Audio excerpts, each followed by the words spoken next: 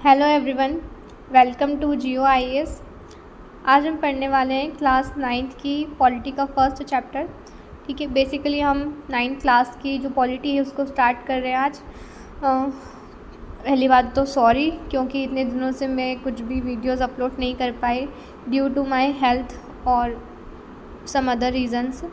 तो बट कोई बात नहीं, स्टार्ट करते हैं।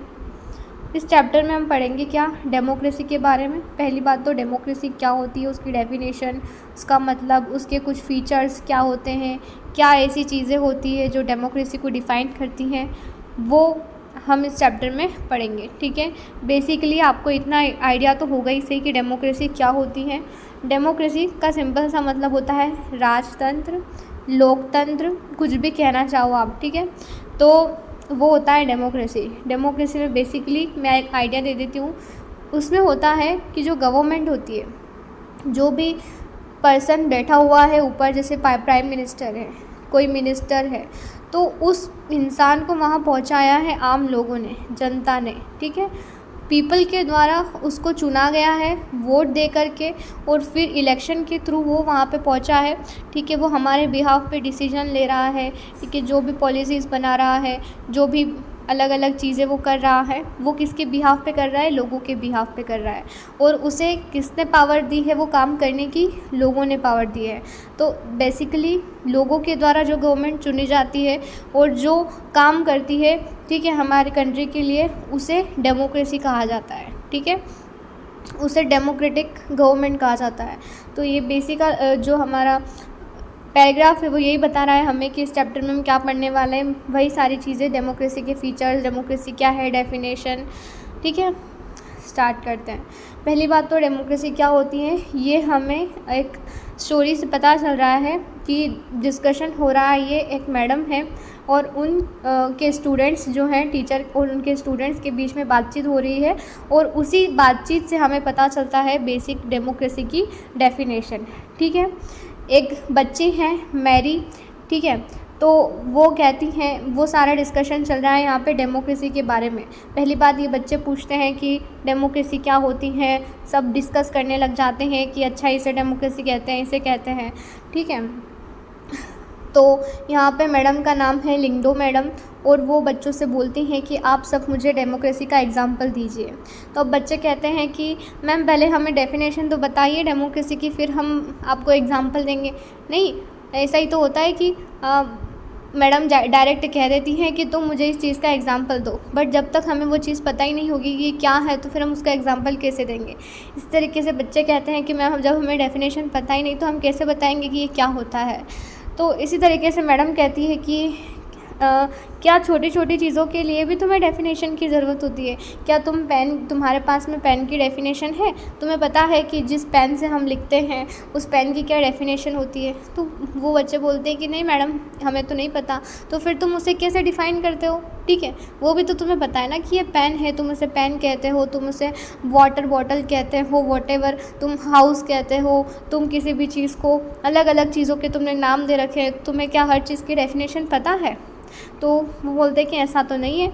तो इसी तरीके से मैडम कहती हैं कि हम जो है एक एग्जाम्पल के थ्रू डेमोक्रेसी को समझने की कोशिश करते हैं, और फिर हम डेफिनेशन पे जाएंगे। ठीक है, यहाँ पे एक बच्चा कहता है कि अब्राहम लिंकन ने डेमोक्रेसी को इस तरीके से बताया है कि डेमोक्रेसी एक गवर्नमेंट होती है जो लोगों के द्वारा, लोगों से और लोगों के लिए बनी होती है। ऐसी गवर्नमेंट, ठीक है, ऐसी गवर्नमेंट जो लोगों के द्वारा चुनी गई है, जो लोगों के लिए काम करती है। ठीक है, उसे क्या कहते हैं, उसे डेमोक्रेसी कहते हैं बेसिकली। मतलब सिंपल सी गवर्नमेंट जो वोट दे के चुनी गई है, ठीक है, उसे कहते हैं डेमोक्रेटिक गवर्नमेंट। देखो, एक ही चीज़ नहीं है कि वोट दे के हमने किसी भी गवर्नमेंट को चूज़ कर लिया, रिप्रेजेंटेटिव को चूज़ कर लिया तो वो डेमोक्रेसी हो जाएगा। उसके दूसरे भी क्राइटेरिया होते हैं, बट एक बेसिक चीज़ अगर किसी को बताना हो तो हम इस तरीके से बता सकते हैं। फिर मैडम कहती हैं कि हमें कुछ भी इस वजह से नहीं एक्सेप्ट कर लेना चाहिए क्योंकि वो फेमस है, या फिर उसे बहुत सारे लोगों ने मान चुके हैं। जैसे कि इस बच्चे ने कहा कि अब्राहम लिंकन ने कहा है कि डेमोक्रेसी ऐसी गवर्नमेंट है जो लोगों के द्वारा, लोगों से, लोगों के लिए चुनी जाती है। ठीक है, तो मैडम कह रही हैं कि तुम्हें उस चीज़ का पूरा मतलब पता होना चाहिए जो भी तुमने पढ़ा है। देखो, कोई एक पर्टिकुलर पर्सन है, कोई पॉपुलर पर्सनैलिटी है, वो कुछ कह देता है तो बाकी के लोग क्या कहते हैं, क्या सोचते हैं कि वो जो कह रहा है इतना बड़ा आदमी है, इतना नॉलेजेबल है, वो जो कह रहा है मतलब सही होगा, और वो सब लोग क्या है ब्लाइंडली उसे फॉलो करने लग जाते हैं। मे बी उसकी बात कही हुई जो है वो सच हो सकती है, सही हो सकती है, बट हमें कोई भी चीज़ को इस वजह से एक्सेप्ट नहीं कर लेना चाहिए कि वो इतना बड़ा आदमी है, इतना एक्सपीरियंस है या इतना नॉलेजेबल है, वो जो कह रहा है वो हमेशा सही हो। ऐसा भी हो सकता है कि वो कुछ गलत भी बोल रहा हो। ठीक है, हर किसी के जो व्यूज़ होते हैं, ठीक है, हर किसी की जो सोच होती है वो डिफरेंट होती है। तो मैडम यही समझाने की कोशिश कर रही हैं यहाँ पे कि तुम्हें पर्टिकुलर डेमोक्रेसी का पूरा मतलब समझ में आना चाहिए, और फिर अगर कोई कह रहा है तो तुम उसके ऊपर ध्यान दो कि हाँ वो सही कह रहा है या नहीं कह रहा है। ठीक है, अब यहाँ पे एक बच्ची है योलंडा, जो बताती है कि ग्रीक है, ग्रीक लैंग्वेज, उसमें डेमोस का मतलब होता है लोग और क्रेटिया का मतलब होता है रूल। तो मतलब सिंपल सा है कि डेमोक्रेसी जो है रूल है लोगों के द्वारा रूल किया जाता है डेमोक्रेसी में। तो ये कौन कहती है, एक बच्ची कहती है। अब मैडम कहती हैं कि word remain the same but there meaning can change with time. देखो, इसने बताया कि ग्रीक लैंग्वेज में, जो हमारे पुरानी भाषा में वो बोल रही है कि ग्रीक लैंग्वेज है जिसमें डेमो का मतलब होता है लोग और क्रेटिया का मतलब होता है रूल। ठीक है, तो जहाँ पे लोगों का रूल होता है उसे डेमोक्रेसी कहते हैं। बट मैडम कहती है नहीं बेटा, ऐसा नहीं होता है कि हम कोई भी वर्ड को लेंगे और उसकी लैंग्वेज में जाएंगे कि ये वर्ड कहाँ से आया है और फिर हम बताएंगे कि हाँ इसका मतलब तो ये नहीं। जैसे जैसे समय बीतता है तो हर वर्ड का जो है वो मतलब बदलता जाता है। ठीक है, मान लो कि कोई एक वर्ड है जिसको आज लोग किसी और पर्सपेक्टिव में यूज़ करते हैं, और ऐसा हो सकता है कि पुराने समय में उसे किसी और चीज़ के लिए यूज़ किया जाता होगा। जैसे कि एग्जांपल के लिए मैं बोलती हूँ फॉरेनर। आज हम फॉरेनर किसे बोलते हैं, जो दूसरी कंट्री से बिलोंग करते हैं, मेनली जो हमारी कंट्री के लोग नहीं होते उसे हम फॉरेनर कहते हैं।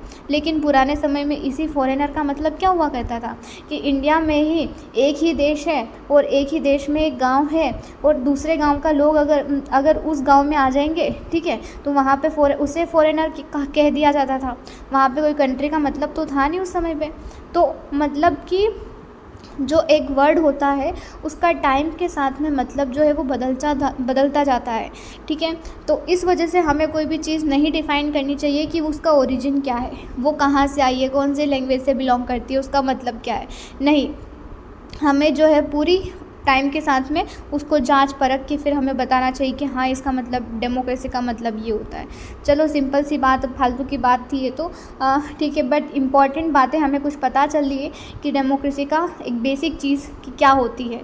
सिंपल डेफिनेशन में अगर तुम्हें मैं डेमोक्रेसी का मतलब बताऊँ तो डेमोक्रेसी एक गवर्नमेंट की फॉर्म है जहाँ पे रूलर्स जो होते हैं वो लोगों के द्वारा इलेक्ट किए जाते हैं। सिंपल सी भाषा में तुम्हें बता चुकी हूँ कि जो गवर्नमेंट लोगों के द्वारा चुनी जाएगी, वोट के द्वारा, इलेक्शन के द्वारा, जिस गवर्नमेंट को लोग चुनेंगे वो क्या गवर्नमेंट फॉर्म करेगी। ठीक है, वो सरकार बनाएगी और वो फिर हमारी कंट्री के लिए इम्पॉर्टेंट डिसीजन जो है वो लेगी हमारे बिहाफ पे। तो उस गवर्नमेंट को ही डेमोक्रेसी कहा जाता है। ठीक है, या उस फॉर्म ऑफ गवर्नमेंट को क्या कहा जाता है, डेमोक्रेसी कहा जाता है। अब यहाँ पे बहुत सारे एग्जांपल्स हैं हमारे पास में अलग अलग कंट्रीज़ के, कि कहीं पे आर्मी का रूल चल रहा है, कहीं डिक्टेटरशिप चल रही है, राजा रानी रूल कर रहे हैं। जैसे कि आर्मी का रूल है म्यांमार में, ठीक है, वो तो लोगों के द्वारा इलेक्ट नहीं किए गए थे। ठीक है, उस कंट्री में तो क्या है, आर्मी ही रूल कर रही है पूरी कंट्री को। दूसरा है डिक्टेटरशिप चल रही है पिनोशेट में, वहाँ पे भी लोगों के द्वारा वो पर्सन इलेक्ट नहीं हुआ है जो रूल कर रहा है। ठीक है, मनमानी चल रही है। ऐसे ही जो सऊदी अरेबिया है वहाँ पे राजा का राज चल रहा है, वहाँ पे भी कोई लोगों ने उसे चुन के नहीं वहाँ पे बनाया है, उसे राजा नहीं बनाया है। तो ये सारी कंट्रीज़ का हमें एग्जाम्पल दे के समझाया जा रहा है कि जिस कंट्री में लोगों के द्वारा गवर्नमेंट चुनी जाती है उसे डेमोक्रेसी कहते हैं, और जिन्हें नहीं कहते हैं वो भी हमारे पास में एग्जाम्पल है। अब हम तो ये कह के ही छोड़ देंगे ऐसे तो मतलब कि ये एक डेफिनेशन मैंने तुम्हें बताई कि जिसे वोट दे के चुनेंगे वो डेमोक्रेसी है। बट ऐसा ही थोड़ी होगा कि ऐसा भी हो सकता है कि वहाँ पे ज़बरदस्ती वोट दिला के किसी के साथ में ज़बरदस्ती करके कि तुम इसी पार्टी को वोट दो, और ऐसा भी हो सकता है वो पार्टी फिर जीत जाए और वो गवर्नमेंट बना ले। ठीक है, तो क्या वो भी डेमोक्रेसी होगी? नहीं, ऐसा नहीं होता है। देखो मैडम यही कहती है जो इस चैप्टर में बताया गया है कि हमें सिर्फ एक डेफिनेशन को लेके नहीं चलना है कि डेमोक्रेसी वो फॉर्म है जिसमें लोग गवर्नमेंट को जो लोग हैं वो रिप्रेजेंटेटिव को चूज़ करते हैं, सिर्फ जहाँ पे इलेक्शन होते हैं सिर्फ उसी को डेमोक्रेसी कहते हैं। नहीं, ये एक मिसलीडिंग हो जाएगा। मिसलीडिंग का मतलब क्या हो सकता है कि ये जो है ना, तुम्हें इसमें प्रॉब्लम हो सकती है आगे, क्योंकि सिर्फ एक डेफिनेशन के बलबूते पे हम पूरा जो है महल नहीं बना सकते हैं। और भी हमारे पास में क्राइटेरिया है, कुछ फीचर्स हैं, उसके बेस पे हम कहेंगे कि हाँ ये सारी चीज़ें होंगी तभी कोई गवर्नमेंट डेमोक्रेसी होगी। हर गवर्नमेंट जो होती है इस वर्ल्ड में डेमोक्रेसी कहलाना चाहती है।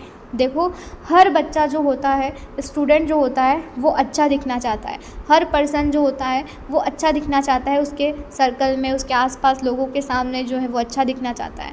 वो भले ही अच्छा ना हो तो भी वो अच्छा दिखने की कोशिश करता है सोसाइटीज़ में, ठीक है, उसके फ्रेंड सर्कल में, उसकी फैमिली में। इसी तरीके से हर कंट्री जो है वो खुद को डेमोक्रेसी कहलाना चाहती है, डेमोक्रेटिक गवर्नमेंट कहलाना चाहती है।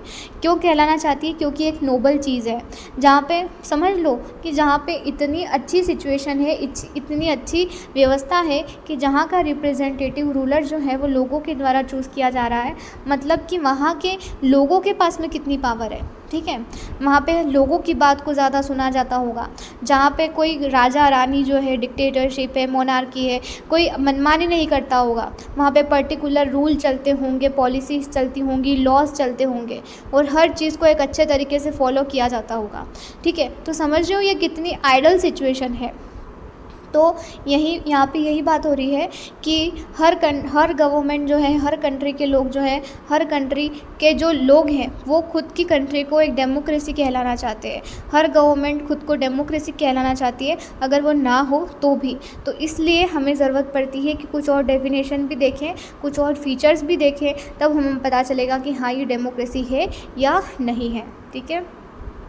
अब यहाँ पे 4-5 लाइंस हैं तुम्हारे लिए अच्छी, ठीक है, देख लेना, बट इम्पॉर्टेंट नहीं है इतनी। तुम्हें मतलब जैसे कोट्स होते हैं ना, इस तरीके से यहाँ पे डेमोक्रेसी के मतलब दिखाए जा रहे हैं कि democracy gives every man the right to be his own oppressor.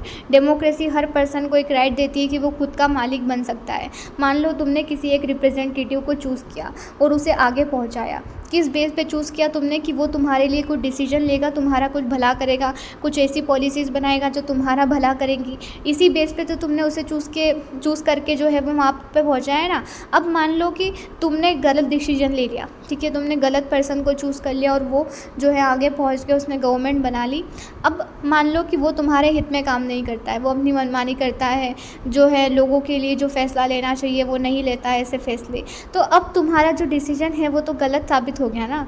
तो इसी तरीके से डेमोक्रेसी एक ऐसा सिस्टम है जो हमें राइट देता है कि हम खुद के मालिक बन सकते हैं, ठीक है। जो डिसीजंस हम लेना चाहते हैं वो ले सकते हैं अपने रिप्रेजेंटेटिव के थ्रू, बस ये है। और भी बहुत सारे जो अलग अलग कोट्स हैं कि एक इल डेमोक्रेसी जो है can be cured by more democracy. कितनी अच्छी लाइन है ये कि अगर डेमोक्रेसी की कमी है तो वो पूरी तभी हो सकती है जब हम ज़्यादा डेमोक्रेसी लेके आए। ज़्यादा डेमोक्रेसी का मतलब है कि अच्छा क्लियर सिस्टम जो है, अच्छा एक सोबर सिस्टम जो है वो लेके आए। अच्छा बोल सकते हैं कि जो राइट सिस्टम है जहाँ पे जो है अच्छाई होती है, यहाँ पे जहाँ पे ट्रू मैनर में जो सिस्टम काम करता है, ठीक है, उस सिस्टम को लाया जा सकता है इस इल डेमोक्रेसी को भी हटाने के लिए। अब फीचर्स देख लेते हैं कि किन बेसिस पे हम कोई भी गवर्नमेंट को कहते हैं कि वो डेमोक्रेसी है या नहीं। डेमोक्रेसी एक फॉर्म ऑफ गवर्नमेंट है जिसमें रूलर जो है लोगों के द्वारा इलेक्ट किया जाता है। अब यहाँ पे अलग अलग टाइप के क्वेश्चंस है और उन सारे क्वेश्चंस का आंसर हमें आगे के इन जो है पैराग्राफ्स में मिलेगा। क्वेश्चंस को पढ़ने का मतलब नहीं है, आंसर ही हम डिस्कस कर लेंगे क्वेश्चन के साथ में। देखो मेजर जो डिसीजंस हैं वो हमारा लीडर लेता है हमारे बिहाफ पे। अब पाकिस्तान की एक सिचुएशन लेते हैं। पाकिस्तान में 1999 में क्या होता है कि एक जनरल है परवेज़ मुशर्रफ, ये आर्मी के कोप थे, ठीक है, अक्टूबर 1999 में। बट इन्होंने क्या किया कि ही ओवरथ्रू एक गवर्नमेंट काम कर रही थी पाकिस्तान में। मान लो कि डेमोक्रेसी फॉर्म ऑफ गवर्नमेंट चल रही है, वहाँ पे एक मिलिट्री का लीडर आता है, एक मिलिट्री मैन आता है, आर्मी का एक मैन आता है, जनरल परवेज़ मुशर्रफ, और वो क्या कर देता है, इस गवर्नमेंट को ओवरथ्रू कर लेता है। मतलब कि गवर्नमेंट की सारी पावर छीन के वो खुद जो है गवर्नमेंट के प्लेस पे बैठ जाता है, ठीक है, अपनी पावर का मिसयूज़ करके। आर्मी के पास में पावर होती है ऑब्वियसली, तो वो अपनी पावर का मिसयूज़ करके क्या कर लेता है, इस जो डेमोक्रेटिक फॉर्म में जो भी रिप्रेजेंटेटिव बैठा होगा उसे हटा के वो वहाँ पे बैठ जाता है, खुद को प्रेसिडेंट जो है वो डिक्लेयर कर देता है 2002 में। ये 999 की बात है जब वो मिलिट्री का कोप था। फिर बाद में उसने क्या किया कि डेमोक्रेटिक गवर्नमेंट जो थी वहाँ पे उसको हटा दिया और ख़ुद को एक चीफ एग्जीक्यूटिव डिक्लेयर कर दिया। मतलब कि आज से मैं इस देश का राजा हूँ, मतलब मैं इस देश को कंट्रोल करूँगा, एग्जीक्यूट करूँगा, जो भी पॉलिसी बनानी है, जो भी लॉ बनाने हैं वो मैं बनाऊँगा, ठीक है। खुद को ऐसे डिक्लेयर कर दिया और फिर प्रेसिडेंट डिक्लेयर कर दिया खुद को 2002 में। अब देखो ये सिचुएशन, यहाँ पे तुम्हें कहीं से कहीं तक लग रहा है कि डेमोक्रेसी है? अब बिल्कुल नहीं है, क्योंकि एक ऐसा पर्सन बैठ गया है जहाँ पे लोगों की बिल्कुल भी सहमति नहीं है उसे वहाँ बिठाने में, ठीक है। वो भले ही आर्मी का है, कोई भी पर्सन है, वो ज़बरदस्ती, ठीक है, वहाँ पे बैठ गया है, उस पद पे बैठ गया है और ज़बरदस्ती डिसीजंस लिए जा रहा है लोगों के लिए, ठीक है, कि वो अपनी जो चीज़ें हैं वो लोगों के ऊपर थोप रहा है। वहाँ पे लोगों की कोई सहमति नहीं है, ठीक है। तो ये एक एग्ज़ाम्पल है। फिर आगे और भी इसमें पता चलता है कि इसने कोई लीगल फ्रेमवर्क ऑर्डर इशू किया, पाकिस्तान के कॉन्स्टिट्यूशन को भी अमेंड कर दिया इसने। कॉन्स्टिट्यूशन मतलब संविधान जो था उसको भी इसने जो है वो बदलने की कोशिश की। फिर इसने पास किए लॉज जिसमें कि इलेक्शन जो है वो हेल्ड तो किए, इसने इलेक्शन तो होल्ड किए, ठीक है। अब हम कह रहे थे कि इलेक्शन जो जहाँ पे होता है उसे डेमोक्रेसी कहते हैं, बट ये भी इलेक्शन होल्ड कर रहा है, तो क्या हम इसे कहेंगे डेमोक्रेसी है? नहीं, देखो आगे पता चलेगा। ये इलेक्शन तो होल्ड कर रहा है, ठीक है, प्रोविंशियल असेंबली बना रहा है, बट जो फाइनल पावर है वो सिर्फ इसी के पास में है। मान लो पाकिस्तान में इसने ऑर्डर दे दिया कि चलो इलेक्शन करवाओ, ठीक है, इलेक्शन करवाया, अपने ही आदमी को बिठा दिया एक, ठीक है, कि तुम जो है अपने रिप्रेजेंटेटिव की तरह से खड़े हो इलेक्शन के लिए, और लोगों ने मान लो इस पर्सन को वोट दिया, पर्टिकुलर इस पर्सन को वोट दिया और लोगों ने इसे चुना। बट अब ये पर्सन भी किसके कहने पे काम कर रहा है? लोगों के कहने पे नहीं। इस जो आर्मी का मैन जो यहाँ पे बैठा हुआ है, जनरल परवेज़ मुशर्रफ, इसके कहने पे काम कर रहा है, क्योंकि इसके ऊपर जो है प्रेशर है, दबाव है, पावर है, ठीक है, किसकी? जनरल परवेज़ मुशर्रफ की। तो इस वजह से क्या अब लोगों की बातें सुनी जाएगी? इस सिचुएशन में लोगों की बात सुनी जाएगी क्या? भले ही लोगों ने अपने रिप्रेजेंटेटिव को चूज़ किया हो, भले ही लोगों ने अपनी बातों के लिए अपनी बोल सकते हैं अपना डिसीजन लिया, अपने रिप्रेजेंटेटिव को चूज़ किया कि वो हमारे बिहाफ पे डिसीजन लेगा, लेकिन डिसीजन तो कोई और पर्सन ही ले रहा है जिसके पास में पावर है, वो मिलिट्री का मैन है, उसने पूरा कब्जा कर लिया है गवर्नमेंट के ऊपर।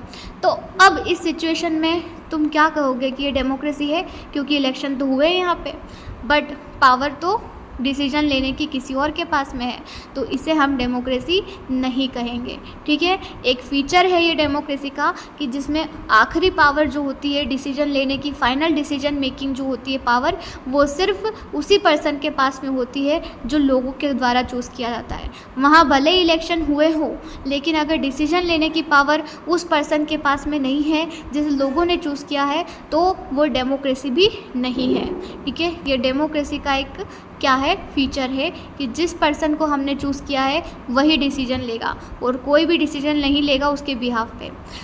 दूसरी सिचुएशन लेते हैं हम। एक सिचुएशन से तो समझ में आया ना तुम्हें, दूसरी कि फ्री एंड फेयर इलेक्शन। देखो चाइना में क्या होता है कि एक पार्टी है नेशनल कांग्रेस पार्टी, ठीक है, यहाँ पे भी कांग्रेस है, हमारे यहाँ पे भी ऐसे जो है चाइना में भी एक national congress, national people's congress है, ठीक है। ये पावर इस पार्टी के पास में क्या है? पावर है इस कंट्री के प्रेसिडेंट को अपॉइंट करने की। मतलब पार्टी के पास में पावर है, देखो पार्टी के पास में पावर है कंट्री के प्रेसिडेंट को चूज़ करने की, अपॉइंट करने की। और यहाँ पे भी चाइना में भी सेम सिचुएशन है कि यहाँ पे भी हर 5 साल में इलेक्शन होते हैं, ठीक है, इलेक्शन होते हैं। अब क्या होता है कि नियरली 3000 मेंबर जो हैं वो इलेक्ट होते हैं पूरे चाइना में से। पूरे चाइना में से कितने इलेक्ट होते हैं? 3000 मेंबर। कुछ मेंबर आर्मी के द्वारा इलेक्ट होते हैं। इलेक्शन के पहले जो है वो कैंडिडेट को अप्रूवल चाहिए होता है चाइना की कम्युनिस्ट पार्टी से, ठीक है। जो इस कम्युनिस्ट पार्टी का मेंबर होगा वही कोई पर्सन को, जैसे मान लो एक मोनोपोली है, कोई एक पार्टी है, ठीक है, उसी पार्टी का राज चल रहा है बहुत सालों से उस कंट्री में, चाइना में, ठीक है, और कोई भी पर्सन अगर चाहता है कि मैं इलेक्शन में खड़ा हूँ तो बेचारे उसको है ना इस पार्टी की परमिशन लेनी होती है। पार्टी मना कर देगी कि तुम नहीं खड़े हो सकते तो वो नहीं खड़ा हो सकता है। तो यहाँ पे क्या मनमानी चल रही है, ठीक है, यहाँ पे मनमानी चल रही है। वो पार्टी जो डिसाइड करेगी वही होगा, वो जिसको खड़ा करेगी इलेक्शन में वही खड़ा होगा, ठीक है। तो ऐसा चल रहा है, इलेक्शन हो रहे हैं यहाँ पे बट फ्री फेयर मैनर में नहीं है। तो अब और हर बार इलेक्शन होता है तो हर बार एक ही पार्टी जीतती है, कम्युनिस्ट पार्टी। अब बोलो क्या ये डेमोक्रेसी है? यहाँ पे भी इलेक्शन हो रहा है, ठीक है, यहाँ पे भी इलेक्शन हो रहा है, बट एक पार्टी ने अपनी जो है वो क्या कर रखी है, एक बोल सकते हैं ना ऑटोनॉमी बना रखी है कि मैं जो चाहूँगा वही होगा, ठीक है। कैसे भी करके वो पार्टी जीत जाती है हर साल इलेक्शन में, हर 5 साल में एक बार होते हैं तो, और वो गवर्नमेंट बना लेती है, ठीक है, हर 5 साल में एक ही बनाई जा रही है। तो अब क्या करेंगे लोग? अब हम क्या कहेंगे, क्या उसे डेमोक्रेसी है? चलो दूसरा एग्जांपल ले लेते हैं मेक्सिको का। मेक्सिको एक इंडिपेंडेंट कंट्री है, जो वो इंडिपेंडेंट हुई 1930 में। यहाँ पे भी इलेक्शन होते हैं हर 6 साल में, प्रेसिडेंट इलेक्ट होता है यहाँ पे भी। यहाँ पे मिलिट्री के अंडर में चलता है काम, ठीक है। जैसे पाकिस्तान का मामला था ना, वहाँ पे भी इलेक्शन हो रहे थे लेकिन पावर थी मिलिट्री के पास में। ऐसे ही जो मेक्सिको है वहाँ पे भी इलेक्शन तो हो रहे हैं लेकिन मिलिट्री या रूल चल रहा है, राजा रानी का, मिलिट्री का चल रहा है, किसी का भी मान लो, ठीक है। तो यहाँ पे भी यही सिचुएशन है। यहाँ पे एक पार्टी है PRI, इंस्टीट्यूशन रिवोल्यूशनरी पार्टी है, और ये जो पार्टी क्या करती है, डर्टी ट्रिक्स जो है अपनाती है इलेक्शन में। मान लो किसी को पैसा दे के वो वोट लेती है, ठीक है, लोगों में पैसे बांट दिए, कह दिया हमारी पार्टी को वोट देना, कल वोट है तो, और ऐसे करके वो जीत जाती है। या फिर वो लोगों को मजबूर करती है, धमकाती है, डराया जाता है लोगों को कि तुम इसी पार्टी को वोट दोगे नहीं तो तुम्हारे जान ले लेंगे ऐसा कुछ, ठीक है। तो इन्हें डर्टी ट्रिक्स कहा जाता है। जीतने के इलेक्शन जीतने के लिए जो पार्टी से हथकंडे अपनाती है ना, तो इस तरीके से, या पोलिंग बूथ को शिफ्ट कर दिया एक जगह से दूसरी जगह, तो इस तरीके से भी पार्टी जो है जीतने की कोशिश करती है इलेक्शन। अब तुम कहोगे कि ये डेमोक्रेसी है, भाई यहाँ पे भी इलेक्शन हो रहा है, ठीक है, यहाँ पे पावर किसके पास में, मिलिट्री के पास में या राजा रानी के पास में। तो अब तुम क्या कहोगे, ये डेमोक्रेसी है? नहीं है डेमोक्रेसी भाई। क्यों नहीं है? क्योंकि फ्री और फेयर इलेक्शन नहीं हो रहा है। चाइना में इलेक्शन हो रहा था लेकिन लोगों के पास में चॉइस नहीं थी। मेक्सिको में इलेक्शन हो रहा है, लोगों के पास में चॉइस भी है, लेकिन पार्टी ऐसी सिचुएशन कर रही है, ऐसी डर्टी ट्रिक्स अपना रही है, जब वो ज़बरदस्ती लोगों को मजबूर किया जा रहा है कि तुम हमें ही वोट दो, ठीक है, या फिर लोगों को पैसा खिला के वोट लिए जा रहे हैं, या पोलिंग बूथ को शिफ्ट कर दिया जा रहा है एक जगह से दूसरी जगह एंड टाइम पे ही। तो ऐसी चीज़ें हो रही हैं। तो अब भी हम नहीं कहेंगे कि ये डेमोक्रेसी है। डेमोक्रेसी का एक और फीचर होता है कि वहाँ पे फ्री और फेयर इलेक्शन होने चाहिए। भले ही तुम इलेक्शन करवा रहे हो, लेकिन अगर इलेक्शन फ्री और फेयर मैनर में नहीं हो रहा है मतलब कि वहाँ पे डेमोक्रेसी नहीं है। दूसरा, जो पावर करेंटली जो पावर में है, where those currently in power have a fair chance of losing, मतलब कि पर्टिकुलर अगर किसी कंट्री में इलेक्शन हो रहा है तो वहाँ पे 4-5 पार्टी खड़ी होनी चाहिए वोट लेने के लिए। ऐसा नहीं कि हमने तो एक ही इंसान को खड़ा किया है, उन लोगों के पास में चॉइस क्या रहेगी, फिर एक ही खड़ा हुआ तो उसे ही वोट देना पड़ेगा ज़बरदस्ती, है ही क्या चॉइस, एक ही तो है। तो इस वजह से लोगों के पास में चॉइस भी होनी चाहिए पार्टी के बीच में कि वो किसे चूज़ करना चाहती है। 3-4-5 लोग ऐसे होने चाहिए कि जिनके बीच में लोगों को डिसाइड करना पड़े, चूज़ करना पड़े, ठीक है। उनके पास खोने का मतलब सीट खोने का भी एक डर बना रहे, ऐसी सिचुएशन भी होनी चाहिए, तभी हम कहेंगे कि वहाँ पे क्या है, डेमोक्रेसी है। तो मतलब कितनी बातें समझ में आ गई कि वहाँ पे फ्री फेयर इलेक्शन होगा, हम जिसे चूज़ कर रहे हैं वही डिसीजन लेगा, ठीक है, इलेक्शन तो होगा ही सही, फिर लोगों के पास में चॉइस भी होनी चाहिए, ठीक है, यूँ नहीं कि एक ही पर्सन खड़ा कर दिया बस इसी को वोट देना है ठीक है, फिर क्या मतलब है डेमोक्रेसी का, ठीक है। अब आगे बढ़ते हैं, एक और एग्जांपल ले लेते हैं। जैसे सऊदी अरेबिया है, वहाँ पे वुमेंस के पास में राइट नहीं था वोट करने का 2015 तक।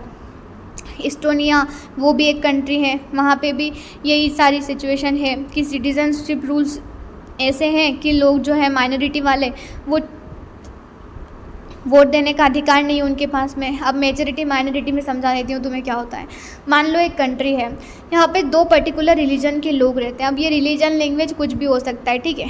मान लो 2 लैंग्वेज के लोग रहते हैं, जो मेनली 2 लोग हैं, एक तो इंग्लिश बोलते हैं ज़्यादातर लोग, दूसरे स्पेनिश बोलते हैं, ठीक है। तो ज़्यादा मेजॉरिटी में जो लोग हैं, मतलब ज़्यादा जो लोग हैं कंट्री में, वो क्या बोलते हैं, इंग्लिश बोलते हैं। तो जो ज़्यादा लोग हैं ना, उससे मेजॉरिटी बोला जाएगा, और जो कम लोग हैं जो स्पेनिश बोलते हैं उन्हें माइनॉरिटी कहा जाएगा, ठीक है। तो मेजॉरिटी वाले हमेशा कोशिश करते हैं कि माइनॉरिटी वालों को कैसे दबाया जाए, हमारी बातों को कैसे साबित किया जाए। तो इसी तरीके से इस्टोनिया एक कंट्री है जहाँ पे जो माइनॉरिटी लोग हैं, माइनॉरिटी रशियन कम्युनिटी है वहाँ पे, तो उन लोगों को राइट वोट देने का अधिकार नहीं है। जैसे फ़िजी है, तो इंडियन फ़िजी जो है उनके वोट की वैल्यू उनके इक्वल नहीं है। तो इसी तरीके से डेमोक्रेसी में क्या होता है कि हर पर्सन के वोट की एक वैल्यू होती है, और हर किसी के पास में एक वोट होता है। हर सिटीज़न के पास में एक वोट है, और उस वोट की एक वैल्यू होगी, ठीक है, मतलब बराबर वैल्यू होगी। मान लो मैं वोट दे रही हूँ, तुम वोट दे रहे हो, तो दोनों वोट की क्या होगी, वैल्यू बराबर होगी। ऐसा नहीं कि मेरा वोट ज़्यादा नंबर दिया जाएंगे मेरे वोट के, और तुम्हारे वोट के कम नंबर दिए जाएंगे, ठीक है, ऐसा बिल्कुल नहीं होगा।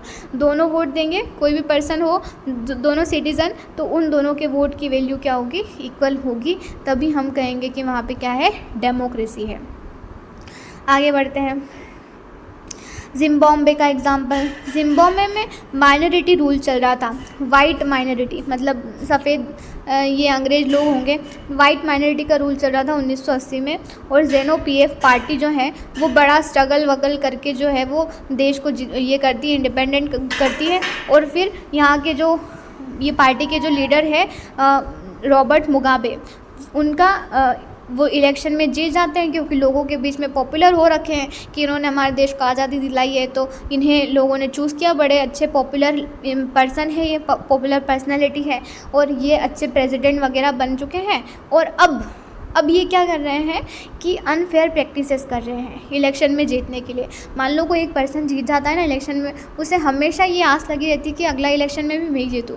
मान लो दूसरे इलेक्शन में वो जीत गया, फिर से वो उसकी इच्छा ख़त्म नहीं होती कभी भी कि मैं ही जीतता रहूँ, मुझे ही कुर्सी मिलती रहे, बस यही होता है।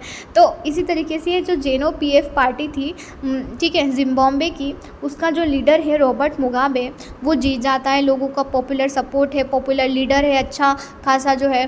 तो अब ये कोशिश करता है, एक बार तो जीत गया, हर बार कि अनफेयर प्रैक्टिसेस करता है, कहीं पे लोगों को जो है रिश्वत दे दी, लोगों को पैसा बांट दिया, ठीक है, या फिर ज़बरदस्ती लोगों से वोट लिए जा रहे हैं। तो इस तरीके से काम करता है और इलेक्शन जीतने के लिए। और अपोजिशन पार्टी जो है, उन अपोजिशन पार्टी के जो लोग हैं उनको हैरेस किया जाता है, उनको बेचारों को ज़बरदस्ती जेल भेज दिया जाता है, उनके लिए ऐसी सिचुएशन खड़ी की जाती है कि वो खड़े ही नहीं हो पाए इलेक्शन में, ठीक है। तो इस तरीके की सिचुएशन भी ये क्रिएट करता है जो अपोजिशन पार्टी है उसके लिए। तो अब बोलो कि ये क्या कर रहा है, ये कर रहा है जो सही है या नहीं है। ऐसा भी हो सकता है डेमोक्रेसी में कि जो पॉपुलर गवर्नमेंट हो वो भी अनडेमोक्रेटिक हो सकती है। कोई पर्टिकुलर पॉपुलर लीडर है तुम्हारा बड़ा कि हाँ ये तो बहुत ही पॉपुलर है, बहुत ही अच्छा, ये तो सही काम करता होगा हमेशा। मैंने बताया ना, जैसे कि मैडम कह रही थी कि कोई भी किसी की भी बात हमें इसलिए नहीं माननी चाहिए कि वो बहुत ही नॉलेजेबल है, बहुत ही जो है पॉपुलर है, वो इस वजह से नहीं, बट हमारा दिमाग भी लगाना चाहिए कि वो जो बोल रहा है वो सही बोल रहा है कि नहीं, ठीक है। और हमें दिमाग कब आएगा ये सोचने समझने का, जब हम पढ़ेंगे। तो यही हमें समझाया जा रहा है कि कोई भी पॉपुलर गवर्नमेंट हो सकती है, वो अनडेमोक्रेटिक हो सकती है। कोई भी लीडर पॉपुलर लीडर है वो ऑटोक्रेटिक हो सकता है। ऑटोक्रेटिक मतलब कि अपनी मनमानी से काम करने वाला, लोगों की बात नहीं सुनने वाला।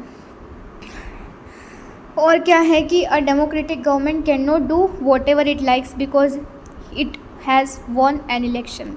कोई भी गवर्नमेंट जो है वो इस चीज़ पे डिसीजन नहीं ले सकती है, वो कोई भी काम नहीं ऐसे नहीं कर सकती है कि मुझे जो पसंद आ रहा है मैं वो करूँगा, लोगों ने तो मुझे चुन लिया है तो अब मैं वही करूँगा जो मुझे पसंद है। नहीं बेटा, लोगों ने अगर तुम्हें चुना है तो वो लोग तुम्हें हटा भी सकते हैं। तो यही यहाँ पे बात आती है कि डेमोक्रेटिक गवर्नमेंट में जो रूलर्स होते हैं उनके पास में लिमिट होती है, ठीक है। लॉज होते हैं हमारे पास में, कुछ राइट्स हैं सिटीज़न के पास में कि अगर कोई पर्सन है ऐसा लॉ बना रहा है, ऐसा रूल बना रहा है जो लोगों को पसंद नहीं आ रहा है तो वो उसे रिजेक्ट भी कर सकते हैं, ठीक है, हमने पहुंचा तो दिया है उसे सही पद पे, अब वो सही डिसीजन नहीं लेगा तो क्या होगा।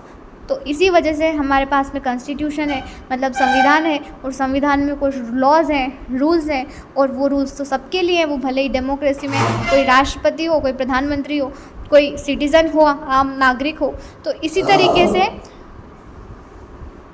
तरीके से उस गवर्नमेंट के ऊपर जो है लिमिट सेट करने का काम करता है हमारा कॉन्स्टिट्यूशन।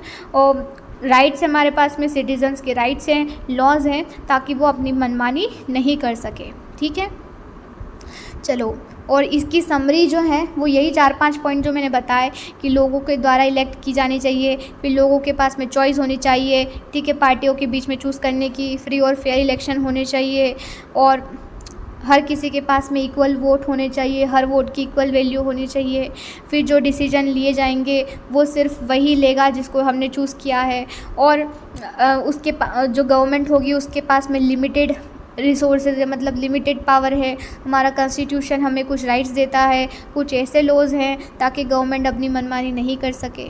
ठीक है, ये बात है। अब चाइनीज़ गवर्नमेंट का एक थोड़ा सा फैक्ट देख लो। चाइनीज़ गवर्नमेंट क्या करती है, ब्लॉक कर दिया उसने इन्फॉर्मेशन। इंटरनेट पे जो फ्री फ्लो होता है ना, एक आज के टाइम पे इंटरनेट का इतना बोलबाला है कि कोई भी चीज़ आज के टाइम पे 5 मिनट में अपलोड हुई कि नहीं, सब जगह पे पहुंच जाती है, फैल जाती है।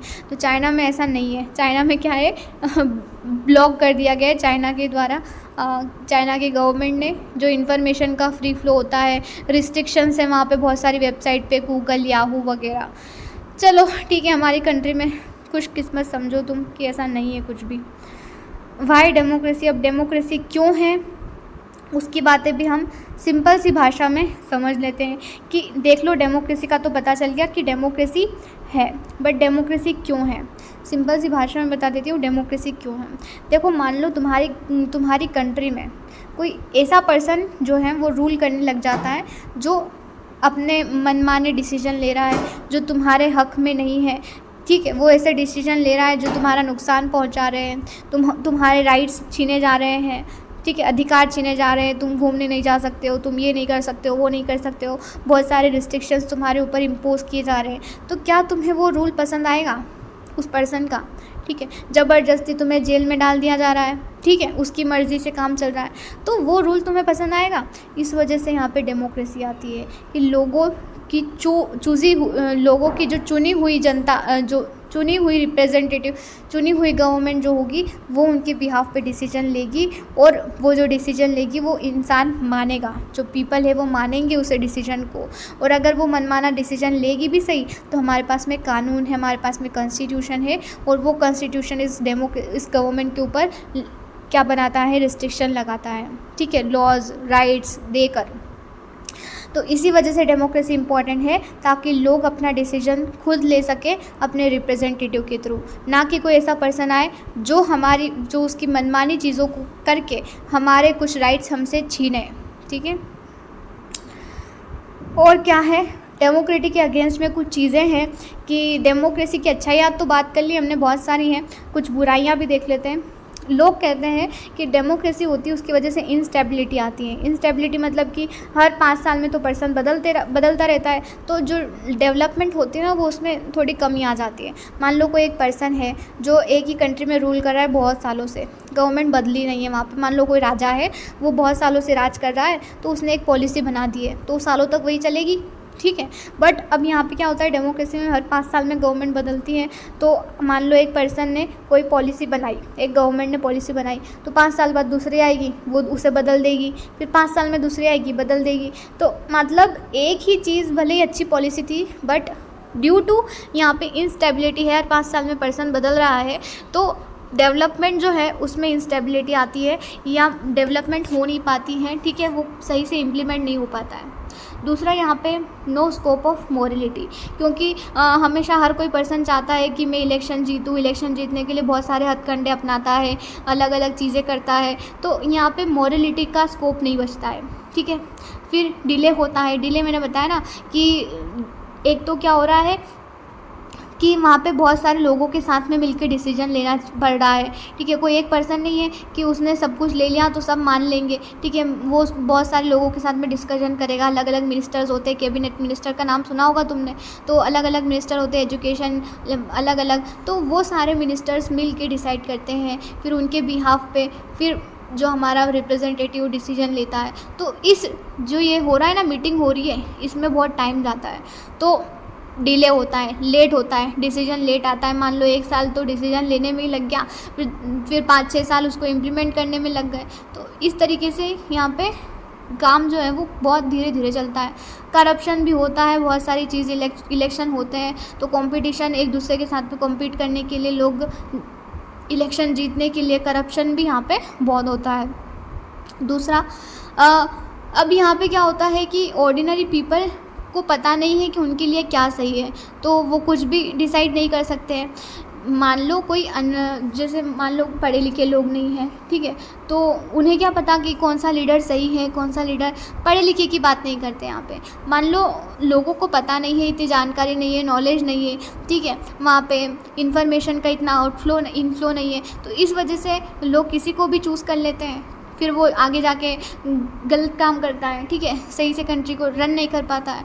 तो ये सारी सिचुएशन भी होती है। और क्या है, अब डेमोक्रेसी के लिए कुछ चीज़ें हैं, ये तो इसके अगेंस्ट में थी कि इंस्टेबिलिटी है, मॉरलिटी नहीं है, डिले होता है, डिसीजन में बहुत देरी से लिया जाता है, बैड डिसीजन भी ले सकता है कभी लीडर, ऐसा भी हो सकता है कि गलत डिसीजन ले ले, करप्शन भी होता है यहाँ पे। अब डेमोक्रेसी के लिए देखो, चाइना में एक फेमाइन आई, फेमाइन का मतलब मैंने बता चुकी हूँ, भूखमरी, ठीक है, जहाँ पे बहुत बड़े लेवल पे लोगों की हत्या हो जाती है, हत्या नहीं बोल सकते उसे, डेथ हो जाती है ड्यू टू हंगर, भूख की वजह से उनकी डेथ हो जाती है, तो उसे फेमाइन कहते हैं। चाइना में एक बार फेमाइन आई थी 1958 से 61 में, ठीक है, बहुत ही भयंकर, मतलब वर्स्ट सिचुएशन थी ये, पूरे वर्ल्ड की हिस्ट्री में अभी तक ऐसी फेमाइन जो है नहीं आई जो कि चाइना में आई थी 58 से 61 के बीच में। इस टाइम पे क्या हुआ था, इंडिया में इंडिया की सिचुएशन भी ठीक नहीं थी, क्योंकि हम अभी तो आज़ादी हुए थे 47 में, और हम हमारी सिचुएशन को सही करने की, सुधारने की कोशिश कर रहे थे, और चाइना की सिचुएशन भी ख़राब हो चुकी थी। अब इस सिचुएशन में अगर इंडिया होता ना, तो इंडिया की गवर्नमेंट के ऊपर बहुत सारी रिस्पॉन्सिबिलिटी होती है, क्योंकि हम तो डेमोक्रेसी थे, ठीक है, डेमोक्रेसी है तो लोगों की बात सुननी पड़ेगी, लोगों को राहत पहुंचानी पड़ेगी कि हमारे यहाँ पे फेमाइन आई है तो लोगों के ऊपर ध्यान देना पड़ेगा, ठीक है, खर्चा करना पड़ेगा गवर्नमेंट को। लेकिन चाइना में ना गवर्नमेंट ने ध्यान नहीं दिया, ठीक है, क्योंकि वहाँ तो कोई मतलब नहीं है, कुछ भी हो कंट्री में एक ही पार्टी जीतेगी, वही गवर्नमेंट बनाएगी, हमेशा उसी का राज चलेगा। तो अब वहाँ की गवर्नमेंट जो है ना, इतनी वो नहीं है, लोगों भले ही गवर्नमेंट को क्रिटिसाइज़ कर लें, लोग कुछ भी कर लें, लेकिन पार्टी वही बनेगी, तो वहाँ भी गवर्नमेंट ने इतना फेमाइन पे ध्यान नहीं दिया। बट अगर हमारी सिचुएशन होती ना उस समय पे इंडिया की, तो वहाँ पे गवर्नमेंट को एक्शन लेना पड़ता, गवर्नमेंट को उन्हें आश्वासन देना पड़ता, उनको रिस्पॉन्स करना पड़ता लोगों को कि हम आपके लिए कुछ कर रहे हैं, उनको राहत देनी पड़ती, ठीक है, जैसे कुछ भी उनको एड प्रोवाइड करवा के, एड मतलब खाना पहुंचा के, ठीक है, कुछ भी उस सिचुएशन को संभालना पड़ता, गवर्नमेंट की पूरी रिस्पॉन्सिबिलिटी बनती है, क्योंकि लोगों ने उन्हें चुना है, एक डेमोक्रेटिक गवर्नमेंट है। बट चाइना की गवर्नमेंट ने ऐसा नहीं किया। अब इस सिचुएशन से हमें ये पता चलता है कि डेमोक्रेटिक गवर्नमेंट एक बेटर गवर्नमेंट होती है, क्योंकि वो लोगों को उत्तरदायी होती है, गवर्नमेंट अकाउंटेबल होती है, मतलब जो भी डिसीजन, जो भी हमारी कंट्री में चल रहा है, सोसाइटी में चल रहा है, उसके लिए वो गवर्नमेंट को आंसर करना पड़ेगा, लोगों को जवाब देना पड़ेगा, ठीक है, कि ऐसा क्यों हुआ, क्यों नहीं हुआ, वो सब चीज़ें। तो इस वजह से भी डेमोक्रेसी बहुत अच्छी है। अब डेमोक्रेटिक डिसीजन जो है, बहुत सारे लोग इन्वॉल्व होते हैं, ऐसा नहीं होता है कि एक रात में मैंने कोई डिसीजन ले लिया और दूसरी रात को मैंने उसको इम्प्लीमेंट कर दिया, ठीक है, सुबह उठ के इम्प्लीमेंट कर दिया, ऐसा नहीं होता है।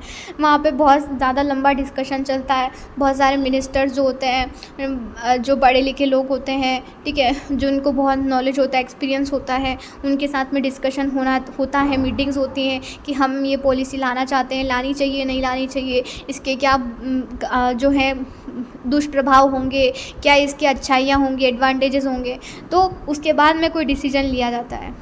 तो एक दूसरा एडवांटेज ये भी है कि डेमोक्रेसी जो है वो डिसीजन मेकिंग की क्वालिटी भी इम्प्रूव करती है, क्योंकि बहुत सारे लोगों का जो मत है उसमें इन्वॉल्व होता है।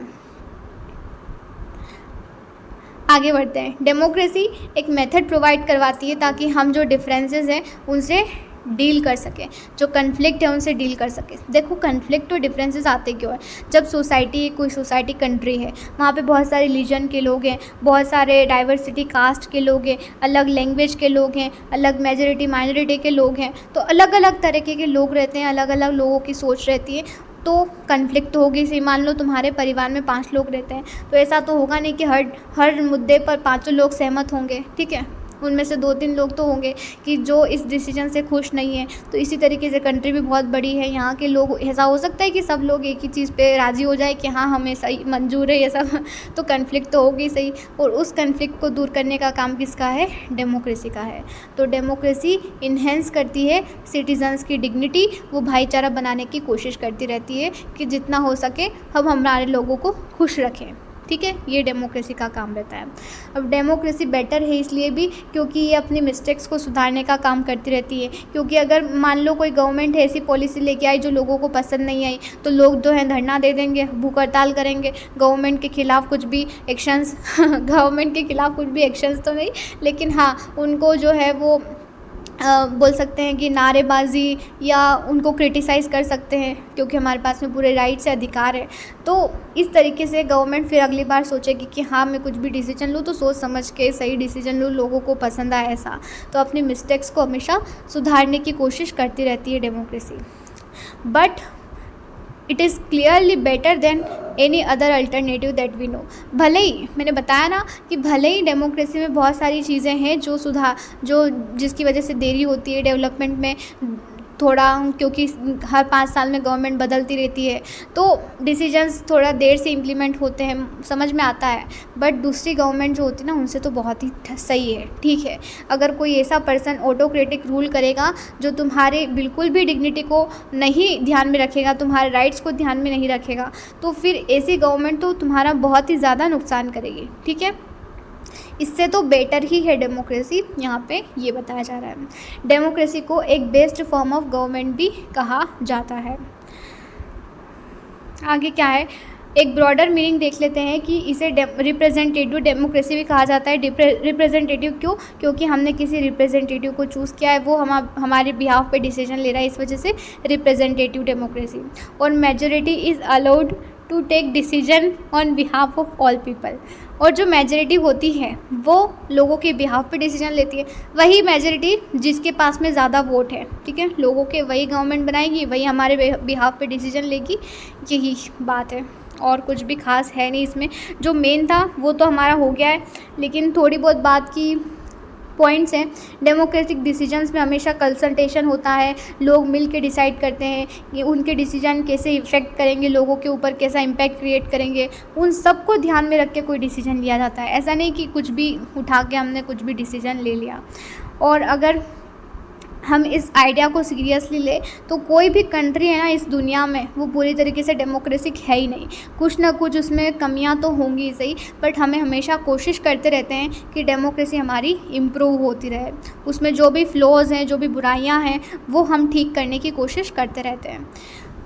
और most common form of democracy जो आज के वर्ल्ड पे है वो है पीपल्स इलेक्टेड रिप्रेजेंटेटिव के थ्रू बनती है।